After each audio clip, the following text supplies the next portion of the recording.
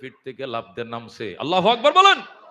হযরত ওমর উটের ফিট থেকে নামছে, লাইমা গোলাম রে ডাক দেখো, গোলাম তুমি আবার উটের ফিটে উঠে বসো। আল্লাহু আকবার।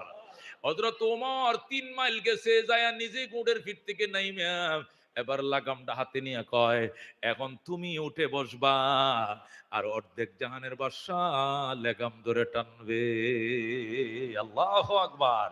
গোলাম হতভম্ব হয়ে গেছে, জাহাপন এইটা কি শুনাইলেন, এটা কি করে সম্ভব? আপনি অর্ধেকটা দুনিয়ার বাদশাহ, আপনি উডের লেকাম ধরে টানবেন আর আমি নিয়ে এটার ফিটে বসবো, আমার উপরে ঠাড়া পড়বো, ঠাড়া লা ইলাহা ইল্লা আনতা সুবহানাকা ইন্নী কুনতু মিনাজ জালিমিন।